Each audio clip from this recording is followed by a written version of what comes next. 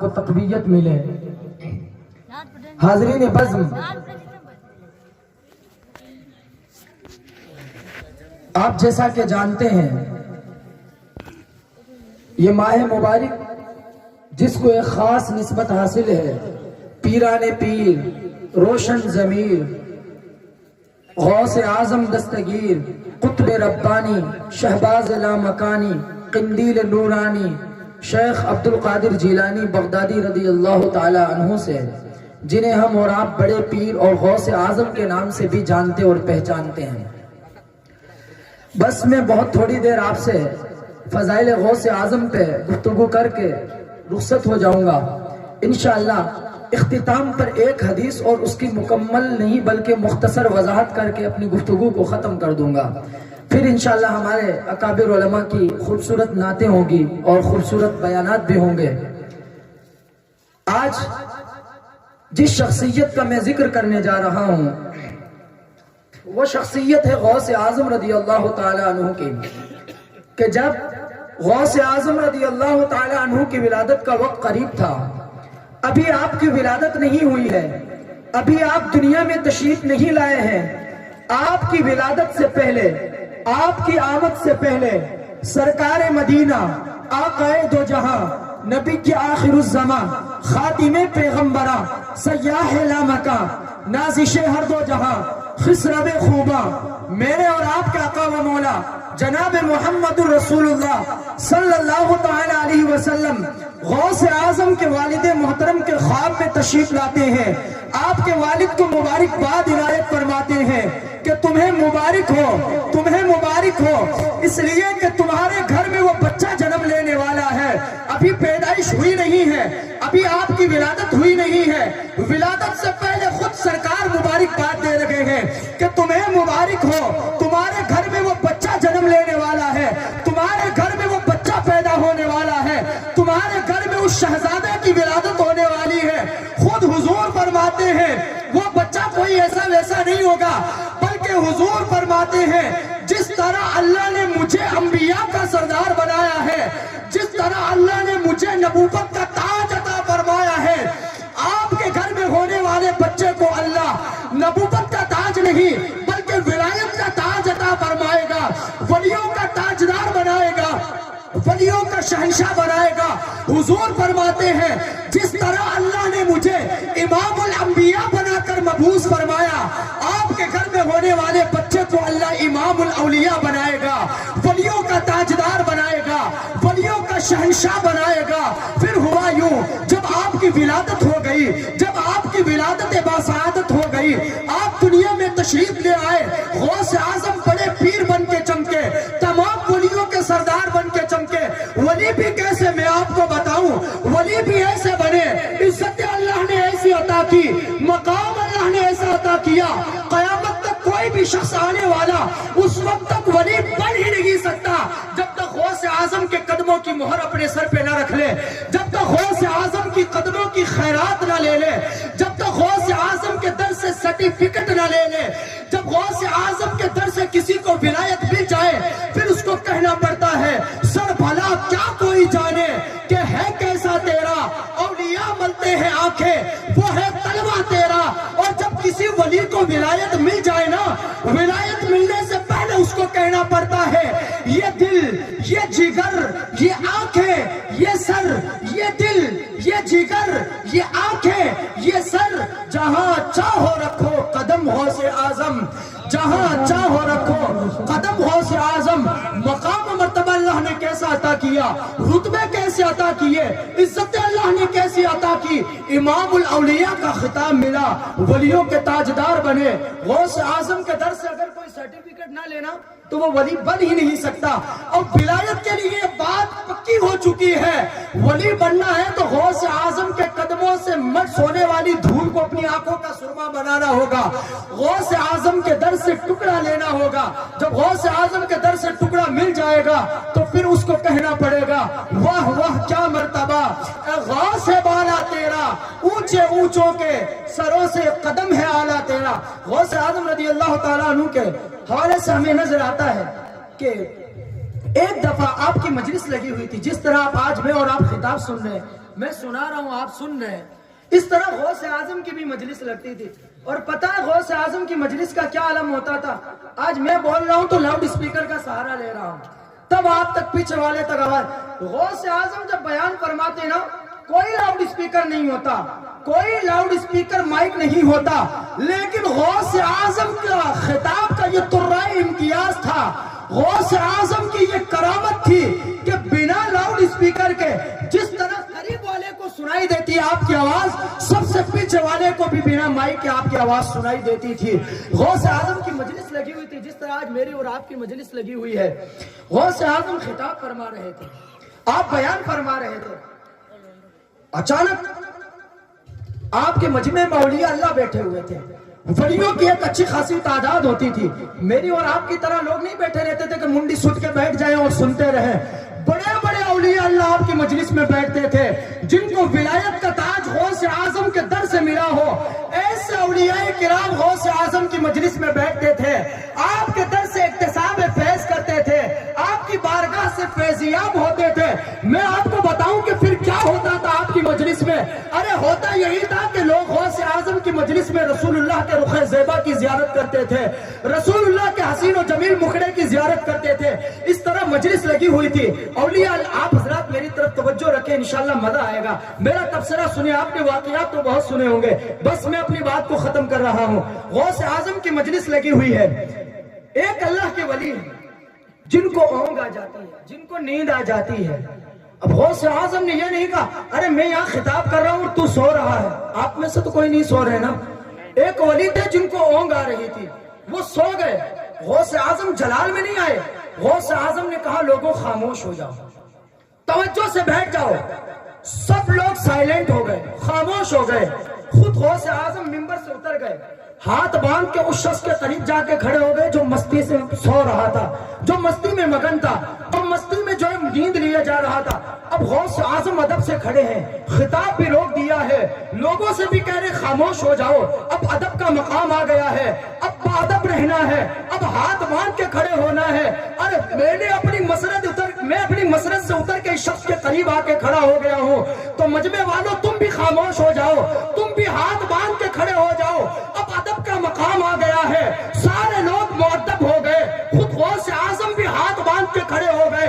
اللہ اکبر، کیا مقام و مرتبہ ہے. اب کسی کے سامنے غوث اعظم ولیوں کے تاجدار ہاتھ باندھ کے کھڑے ہو جائے، اس کی تو زندگی کی معراج ہوتا ہے نا صاحب. میرے اور آپ کے سامنے کوئی مولانا صاحب بھی ہاتھ باندھ لینا، ارے بھائی فلاں صاحب نے ہمیں سلام کیا ہے، فلاں ایس پی نے ہمیں سلوٹ کیا ہے، فلاں پرائم منسٹر نے ہمیں جو ہے پیغام بھیجا ہے، ہمیں میسج کیا ہے، ہمیں انوائٹ کیا ہے. غوث اعظم جس کے استقبال کے لیے کھڑے ہو جائے، پھر اس کے مقام و مرتبے کا کیا عالم ہوگا. اس ولی کو اونگ آ جاتی ہے. ابھی حضرت علی بن ہیتی کی آنکھ کھلی نہیں ہے، ابھی مستی میں سو رہے ہیں، ابھی آنکھ لگی ہوئی ہے، ابھی نیند میں ہے. غوث اعظم ہاتھ باندھے کھڑے ہیں. جیسے ہی علی بن ہیتی نے آنکھیں کھولی، غوث اعظم نے سوال فرمایا علی بن ہیتی، ارے تو نے خواب میں رسول اللہ کی زیارت کی ہے نا؟ علی بن ہیتی نے کہا حضرت ہاں ابھی میں خواب میں رسول اللہ کی زیارت کر رہا تھا، ابھی میں نے خواب میں آقائے دو جہاں کے نورانی چہرے کی زیارت کی ہے، ابھی خواب میں رسول اللہ کے والضحیٰ کے حسین و جمیل مکھڑے کو دیکھ رہا تھا، ابھی میں واللیل اذا سجا کی لہلاتی ہوئی زلفیں دیکھ رہا تھا، ابھی میں خواب میں یاسین کی چمک دمک والے دانتوں کو دیکھ رہا تھا، ابھی میں حضور کے رخ انور کی زیارت کر رہا تھا. علی بن ہیتی نے کہا حضرت ابھی میں نے خواب میں زیارت کی ہے اور خود سرکار مجھے فرما رہے تھے علی بن ہیتی عزتیں چاہتے ہو تو غوث اعظم کی مجلس میں بیٹھا کرو، مقام چاہتے ہو تو غوث اعظم کی مجلس میں بیٹھا کرو، رتبے چاہتے ہو تو غوث اعظم کی مجلس میں بیٹھا کرو، بلندیاں چاہتے ہو تو غوث اعظم کی مجلس میں بیٹھا کرو، رفعتیں چاہتے ہو تو غوث اعظم کی مجلس میں بیٹھا کرو. علی بن ہیتی نے کہا حضرت حضور نے تو یہاں تک فرمایا حد کر دی. کہا علی بن ہیتی کچھ بھی چاہتے ہو تو غوث اعظم کی مجلس میں بیٹھا کرو. میں تو آپ کی مجلس میں آ گیا ہوں، میں نے لو اپنی آپ کی در سے لگا لی ہے، اب مجھے خواب میں رسول اللہ کی زیارت ہوئی ہے. اب غوث اعظم کا تاریخی جملہ سننا، آپ کو وجد آ جائے گا، مزہ آ جائے گا سننا جملہ. غوث اعظم نے کیا فرمایا؟ علی بن ہیتی جو منظر تو خواب میں دیکھ رہا تھا نا، جو منظر تو سو کے دیکھ رہا تھا نا، عبد القادر جیلانی جاگتی آنکھ سے دیکھ رہا تھا، ارے تو نے تو خواب میں رسول اللہ کی زیارت کی ہے، عبد القادر جیلانی نے تو جاگتی آنکھ سے رسول اللہ کو دیکھا ہے۔ سبحان اللہ، الحمدللہ۔ کیا پتا چلا، کیا ثابت ہوا کہ لوگوں کو اگر حضور کے رخ زیبا کی زیارت کرنی ہوتی نا تو عبادتیں نہیں کرتے، وہ جو ہے مصلی نہیں بچھا کے بیٹھتے، وہ سر کو سجدے میں نہیں رگڑتے، وہ اللہ والوں کی مجلس میں آ جاتے، اسی اللہ والے کی مجلس میں انہیں رسول اللہ کے رخ زیبا کی بھی زیارت ہوتی۔ پھر وہ کہتا ہاں میں نے حضور کے والضحیٰ کا حسین و جمیل مکڑا بھی دیکھا ہے، واللیل اذا سجا کی لہلاتی ہوئی زلفیں بھی دیکھیے، زلفیں کہتے ہیں بالوں کو، ہاں میں نے یاسین کی چمک دھمک والے دانتوں کو بھی دیکھا ہے، ہاں میں نے معذاب کے سرخ دوروں کو بھی دیکھا ہے۔ نعرہ تکبیر، نعرہ رسالت، جشن غوث اعظم۔ ماشاءاللہ ہمارے ثنا خاں بھی آج کی محفل کے تشریف لے آئے ہیں، ان کی خوبصورت آواز میں آپ نعتیں سنیں گے اور حضور علیہ السلام کے عشق کی آگ کو اور بھڑکائیں گے انشاءاللہ۔ آپ کی آواز راجستھان بھر میں سنی جاتی ہے، ہندوستان بھر میں سنی جاتی ہے۔ تو میں بتا رہا تھا غوث اعظم رضی اللہ تعالیٰ عنہ کے حوالے سے، ایک عیسائی حضور غوث اعظم کی بارگاہ میں آیا، کہا حضرت میں سویا رات کو، میرے خواب میں میرے نبی عیسیٰ تشریف لائے اور مجھے حضرت عیسیٰ نے وصیت فرمائی کہ اے شخص جاؤ بغداد کا سفر کرو، بغداد میں جا کر غوث اعظم کے ہاتھ پر اسلام بھی قبول کرو اور ان کے ہاتھ پر بیعت بھی کرو، اس لیے کہ پوری روئے زمین پر اس وقت غوث اعظم سے افضل کوئی نہیں ہے، سب سے اونچے مقام و مرتبہ والے غوث اعظم رضی اللہ تعالیٰ عنہ ہی ہے۔ آپ نے حضرت عیسیٰ علیہ السلام کا فرمان سنا، عیسیٰ علیہ السلام اپنے جو ہے امتی کو کہہ رہے ہیں تم بغداد کا سفر کرو، بغداد میں جا کر عبد القادر جیلانی کے ہاتھ پر اسلام بھی قبول کرو اور ان کے ہاتھ پر بیعت بھی کرو، اس لیے کہ پوری روئے زمین پر غوث اعظم سے افضل اب تک کوئی نہیں ہے، اور غوث اعظم سے افضل ہو بھی کیسے؟ اللہ نے انہیں ولیوں کا شہنشاہ بنایا ہے، اللہ نے انہیں امام الاولیاء کا تاج عطا فرمایا ہے۔ کوئی بھی شخص قیامت تک آنے والا ولایت کے مرتبے پہ فائز ہی نہیں ہو سکتا جب تک غوث اعظم کے قدموں سے وہ بھیک نہ لے لے، جب تک غوث اعظم کے قدموں سے وہ جو ہے خیرات نہ لے لے، جب تک غوث اعظم کے قدموں سے مس ہونے والی دھول کو اپنی آنکھوں کا سرما نہ بنا لے۔ ایک دفعہ غوث اعظم رضی اللہ تعالیٰ عنہ بیان فرما رہے تھے، اسی طرح مجلس لگی ہوئی تھی، غوث اعظم رضی اللہ تعالیٰ عنہ کی مجلس میں اولیاء اللہ بیٹھا کرتے تھے، آپ کی مجلس میں اولیاء کرام بھی تشریف لاتے اور انبیاء کرام بھی تشریف لاتے۔ اس کی سب سے بڑی دلیل میں آپ کو دیتا ہوں، سب سے بڑی دلیل میں دیتا ہوں، مستند کتب میں یہ بات موجود ہے۔ ایک دفعہ غوث اعظم بیان فرما رہے تھے، آپ کی مجلس میں اولیاء اللہ بیٹھے ہوئے ہیں، آپ کی مجلس میں اللہ والے بیٹھے ہوئے ہیں جنہیں اللہ نے ولایت کا تاج عطا کیا ہے، جو ولایت کے مرتبے پہ فائز ہیں، جو ولایت کی کرسی پہ رونق افروز ہیں، ولایت کا تاج جن کو اللہ نے عطا کیا ہے۔ غوث اعظم بیان فرما رہے تھے، ہزاروں کی تعداد میں عشاقان مصطفیٰ آپ کی مجلس میں بیٹھے ہوئے ہیں، آپ کا خطاب سنتے ہیں، عشق مصطفیٰ کی آگ کو اور بھڑکاتے ہیں، آقا کے رخ زیبا کی بھی زیارت کرتے، آقا کے عشق کو بھی اپنی جو ہے دلوں میں بڑھاتے، اپنی محبتوں کو بھی بڑھاتے۔ مجلس لگی ہوئی تھی غوث اعظم رضی اللہ تعالیٰ عنہ کی، دیکھا کہ جو وہاں حاضرین موجود تھے نا، وہ حاضرین کہتے ہیں کہ ہم نے اپنی روحانیت کی آنکھ سے دیکھا، اور پھر وہ ولی بھی تھے، کہتے ہیں ہم نے اپنی ولایت والی آنکھ سے دیکھا کہ جس ممبر پہ غوث اعظم بیان فرما رہے تھے نا، تقریر کر رہے تھے نا، وہ ممبر وسیع ہو جاتا ہے، وسیع ہو جاتا ہے۔ وہ اولیاء اللہ کہتے ہیں کہ ہم نے اپنی روحانیت کی آنکھ سے دیکھا، جس ممبر پہ غوث اعظم بیان فرما رہے تھے وہ ممبر وسیع ہو جاتا ہے۔ ہم نے دیکھا کہ غوث اعظم کی مجلس میں، غوث اعظم کی مسرت کے قریب میں خود نبی کریم صلی اللہ علیہ وسلم رونق افروز ہے، نبی کریم آپ کی مجلس میں تشریف لاتے ہیں، اور اولیاء اللہ کہتے ہیں کہ ہم نے اپنی روحانیت کی آنکھ سے دیکھا۔ غوث اعظم کی مجلس میں رسول اللہ صرف اکیلے نہیں آئے تھے بلکہ صحابہ کرام کے جھرمٹ میں تشریف لائے تھے۔ پتا چلا غوث اعظم کی مجلس میں انبیاء کرام بھی تشریف لاتے، اولیاء کرام بھی تشریف لاتے، اکتساب فیض کرتے، آپ کی بارگاہ سے ہونے والے دروس کو حاصل کرتے۔ اچھا، ہم آج کرامتیں تو بڑی بڑی بیان کرتے ہیں، ہم آج غوث اعظم की शान तो बड़ी बयान करते हैं, क्या कभी हम और आपने सोचा गौसे आजम की पूरी जिंदगी का मिशन क्या था, आपकी जिंदगी का खुलासा क्या था, आपकी जिंदगी का मकसद क्या था? आप किताबें पढ़ लो, उलमा से पूछ लो, तारीख पढ़ लो, उनकी जिंदगी का निचोड़ यही निकलेगा। लोगों, जिंदगी छोड़ दो, आ जाओ जिस प्लेटफॉर्म पे रसूलुल्लाह ने हमें जमा किया है, जिस रास्ते पे रसूलुल्लाह ने हमें हुक्म फरमाया है, उस रास्ते पे आ जाओ। हक हलाल रखो, अपने ईमान को पुख्ता रखो, अपने ईमान को मजबूत रखो, नमाजों की पाबंदी रखो, झूठ से तौबा कर लो। गौसे आजम के वाकयात आपने सुन रखे होंगे, बड़े मशहूर हैं। आप जब इल्म हासिल करने के लिए जा रहे थे, आपको डाकुओं ने जब हमला किया तो डाकुओं ने पूछा क्या है, आपने कहा मेरे पास तो 40 अशरफियां हैं। 40 अशरफियां, अब सोने की, वो भी हमारे और आपके पास हो तो कोई हमसे पूछ ले, डाकू, कोई नेता, कोई डाकू पूछ ले, क्या हम बताएंगे? नहीं बताएंगे ना। क्यों? हमें अपने माल के बर्बाद होने का खौफ होता है। गौसे आजम को खौफ नहीं था क्या? खौफ तो था, लेकिन उससे भी ज्यादा खौफ अल्लाह का था, उससे भी ज्यादा खौफ अल्लाह के अजाब का था। तभी तो आपने कहा मैं अपने किए हुए माँ के वादे को तोड़ नहीं सकता। जब मैं घर से निकला, मेरी माँ ने मुझे वसीयत की, बेटा इल्म तो पढ़ने जा रहा है, रसूलुल्लाह की विरासत तो हासिल करने जा रहा है, इल्म की प्यास को बुझाने तो जा रहा है, लेकिन कभी झूठ ना बोलना, सच का दामन ना छोड़ना। और हुआ भी यही, डाकुओं ने हमला किया। चाहते तो गौसे आजम भी छुट्टी ले लेते, मेरे पास तो कुछ नहीं है, बच्चा समझ के छोड़ देते, सदरी खंगाली, कुछ भी नहीं मिला। लेकिन आपने कहा मेरे पास 40 अशरफियां हैं। जब बड़े डाकू ने, उनके सरदार ने कहा आओ क्या है देखता हूं, खंगाली सदरी से हकीकत में 40 अशरफियां निकली। हाँ, बच्चे मजाक करता है सच में? करना ना, मजाक नहीं करता। मेरी माँ ने मेरी सिल के दी है मुझे सदरी में, मैं झूठ नहीं बोल सकता। कहा अच्छा झूठ क्यों नहीं बोलता? माल हमसे तो लोग छुपाते हैं, अरे हमारे खौफ से तो रास्ता छोड़ देते हैं लोग। हम तो बहुत बड़े डाकू हैं, बहुत बड़े रहजन हैं, किसी के जेब में उसका माल ठहर नहीं पाता हमारे सामने। कोई निकल के बता दे, हम तो उसकी खटिया खड़ी करके रख देते हैं। हमारा तो नाम चलता है, हम तो इस इलाके के डॉन हैं, हमारे नाम से लोग कांपते हैं। और तुम्हारे पास सोने की 40 अशरफियां हैं, तुम बता रहे हो, झूठ बोल नहीं रहे हो, सच सच बता। गौसे आजम ने फरमाया लोगों, मैं कैसे झूठ बोल सकता हूँ?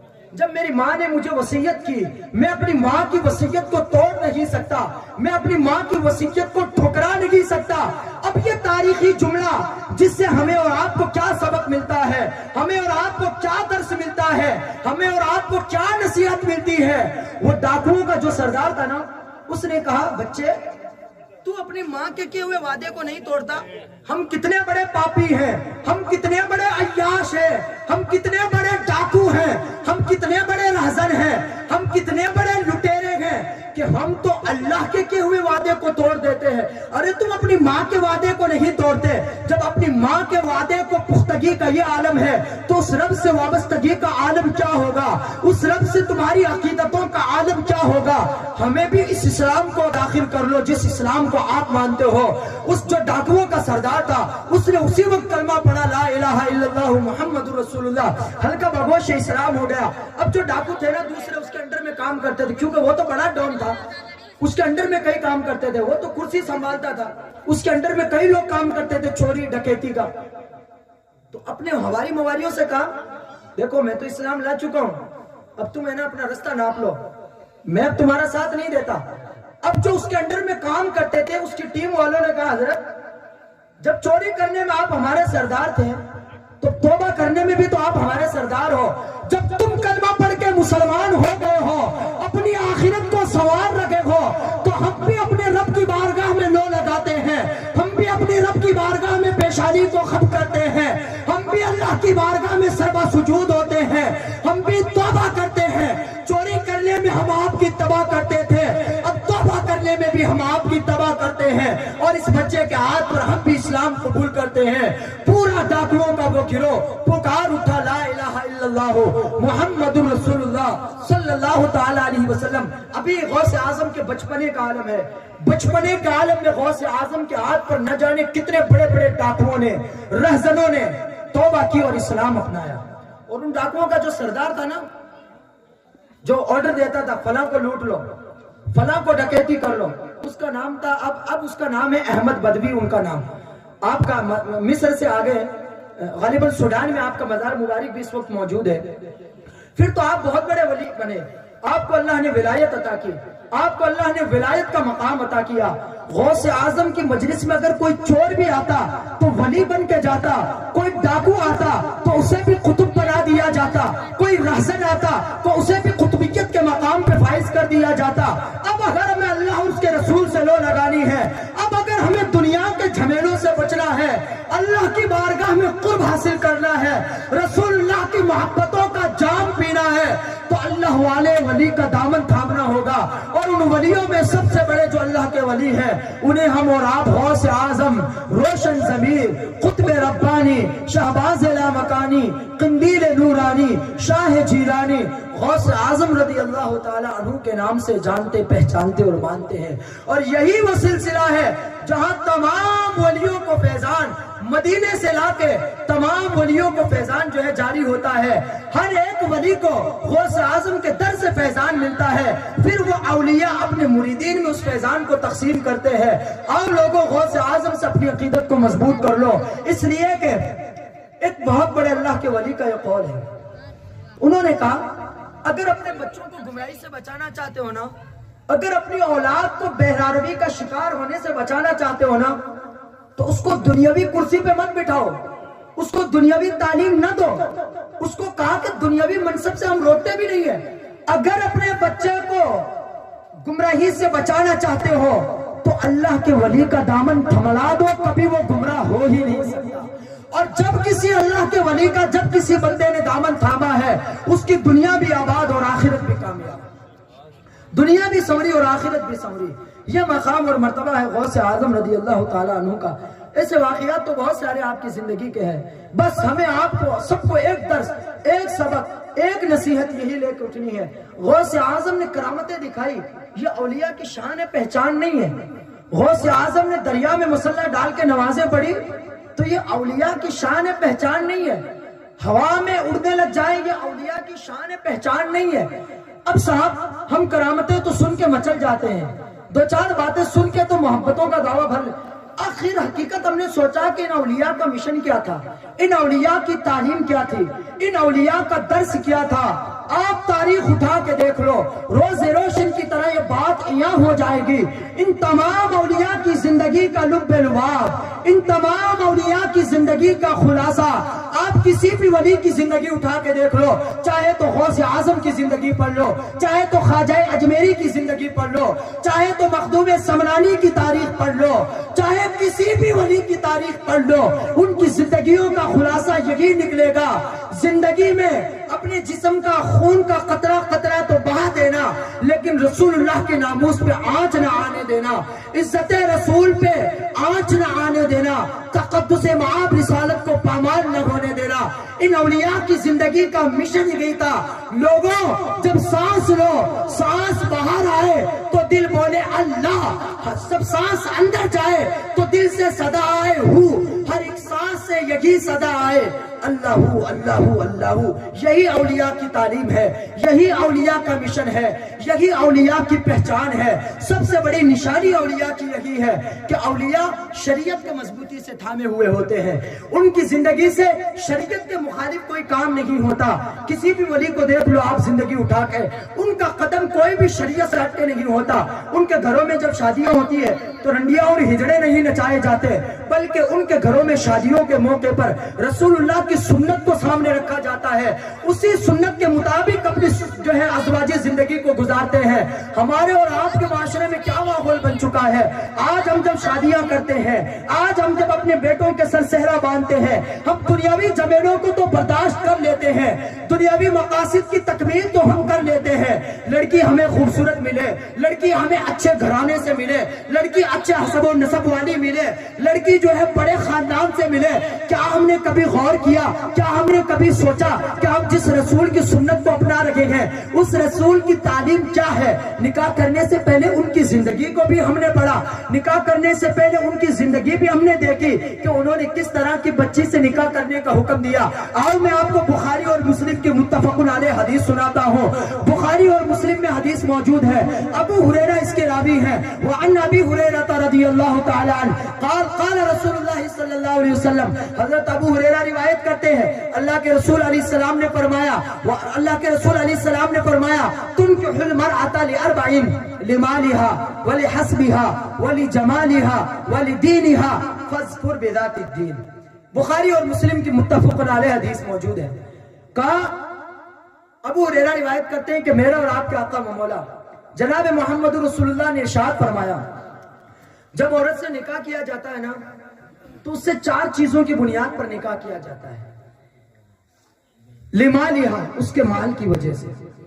ہم اور آپ سب دیکھتے ہیں نا، سیٹ صاحب کی بیٹی ملے، اچھے گھرانے کی ملے، بہت سارا مال لائے، جہیز لائے تاکہ ہمارا گھر خرچہ بھی اسی سے چلتا رہے، دیکھتے ہیں نا، کہا مال کی وجہ سے۔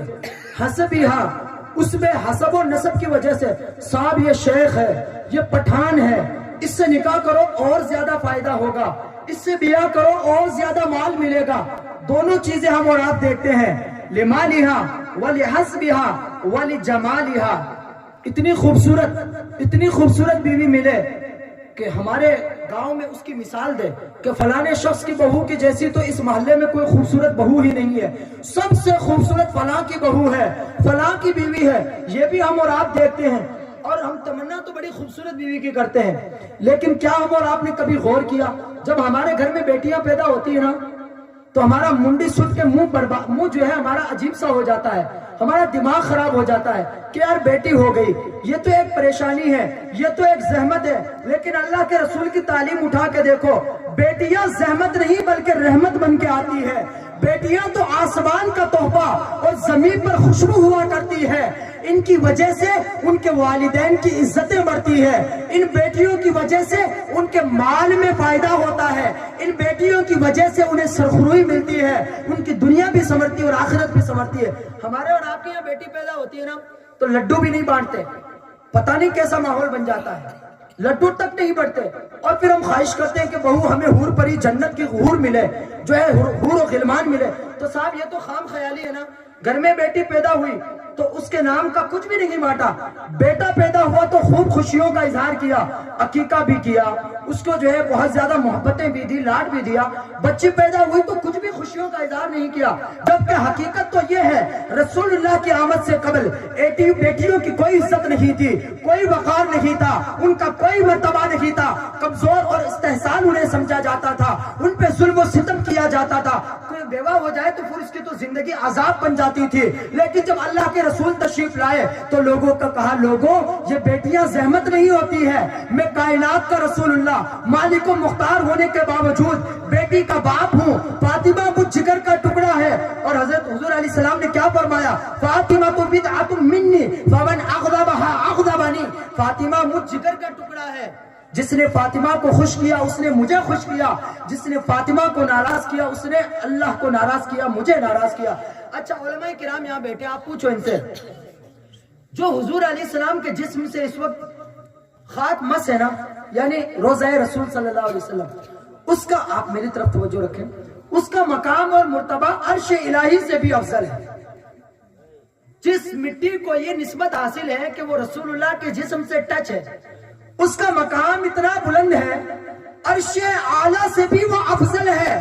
ارے جس مٹی کا یہ مقام ہے اور جس شہزادی کو حضور کہے فاطمہ مجھ جگر کا ٹکڑا ہے، فاطمہ مجھ ہے، تو جس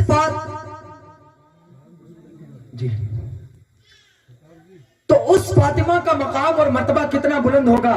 جب بھی ہم اپنے گھروں میں محفل کا انعقاد کریں، جب بھی ہمارے گھروں میں شادیوں کا ماحول ہو، تو ہم یہ ضرور دیکھیں مال والی بھی ہو، حسب و نسب والی بھی ہو، اچھے گھرانے والی بھی ہو، لیکن چوتھی چیز جو حضور نے ذکر فرمائی، فَاذْكُرْ بِذَاتِ الدِّينِ، اس کو دیندار عورت کو زیادہ ترجیح دو، دیندار عورت کو پسند کرو، اس لیے کہ جب تم دیندار عورت کو لاؤ گے تو اسے پتا ہوگا ساس کا ادب کیا ہے، سسر کا مقام کیا ہے، شوہر کی خدمت کس طرح کرنی ہے، نند کے ساتھ کس طرح پیش آنا ہے، اور چھوٹے بڑوں سے کس طرح پیش آنا ہے۔ ساری بیماریاں ختم ہو جائے گی جب ایک کوالٹی کو ہم پسند کر لیں گے کہ دیندار عورت ہمارے گھر میں آئے، دیندار عورت کو ترجیح دیں، دیندار عورت سے شادی کریں، اس لیے کہ جس گھر میں دیندار عورت آتی ہے ان کی دنیا بھی جنت بن جاتی ہے اور آخرت بھی جنت بن جاتی ہے۔ اللہ رب العزت مجھے آپ سب کو حضور علیہ السلام کے در کی وفاداری اور نمک حلالی نصیب فرمائے۔ انشاءاللہ اب ہمارے علماء کرام کے خطابات ہوں گے اور ان کی خوبصورت آواز میں نعتیں ہوں گی۔ اب آئیے راجستھان میں سنی جانے والی بہت خوبصورت آواز، بہت ہی پیاری آواز، جناب شریف صاحب باسنی سے جو تشریف لائے ہیں، آپ کی خوبصورت آواز میں نعتیں اور منقبتیں ہوگی۔ آئیے حضرت کا استقبال نعرہ تکبیر و نعرہ رسالت سے کریں۔ نعرہ تکبیر، نعرہ رسالت، یا رسول اللہ۔